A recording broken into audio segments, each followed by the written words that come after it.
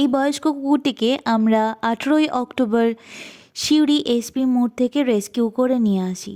অন্য কোনো কুকুরের সঙ্গে মারামারি করার ফলে ওর চোখের কাছে একটি ক্ষত তৈরি হয় এবং সেখানে ট্রিটমেন্ট না পাওয়ার কারণে ম্যাগেটস হয়ে যায়। চোখ থেকে গলার পর্যন্ত ফুলে যায় এবং ভেতরে ম্যাগেটস হয়ে যায়। চোখের এমনই অবস্থা ছিল, আমরা প্রথম দিক করে ভেবেছিলাম যে ওর হয়তো চোখটি নষ্ট হয়ে গিয়েছে। ট্রিটমেন্ট করতে করতে এবং প্রত্যেক দিন ড্রেসিং করতে করতে ওর চোখটি আস্তে আস্তে শুকোতে থাকে।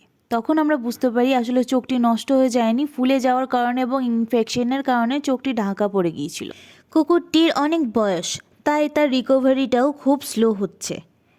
আমরা প্রত্যেক দিন ওকে পুষ্টিকর খাবার দিচ্ছি, যত্ন করছি।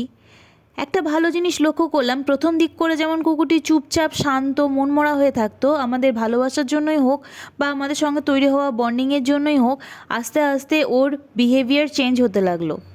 আগের থেকে অনেক বেশি আদুরে আর মিশুকে হয়ে উঠল। প্রত্যেক দিন ড্রেসিং এবং ওকে খাবার দেওয়ার সময় খেয়াল করলাম ও আমাদেরকে দেখলে খুবই খুশি হয়ে যায়। আস্তে আস্তে হয়তো ওর এই বিহেভিয়ার চেঞ্জের জন্যই হোক বা আমাদের ভালোবাসার জন্যই হোক, ওর চোখের অংশগুলি আগের তুলনায় একটু দ্রুত শুকাতে লাগলো। একটা জিনিস খেয়াল করলাম, ওর শারীরিক কন্ডিশন আগে অনেকটাই দুর্বল ছিল, সেখান থেকে একটুখানি সুস্থ হলেও ওর মাড়ি একদমই ফ্যাকাশে এবং সাদা।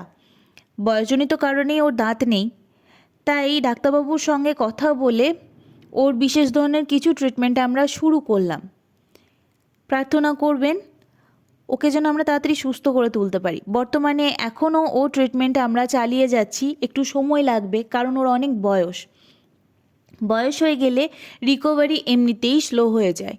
আমরা আপ্রাণ চেষ্টা করছি ওকে সুস্থ স্বাভাবিক জীবনে ফিরিয়ে আনার জন্য। প্রার্থনা করবেন যেন ওকে সুস্থ করে তুলতে পারি।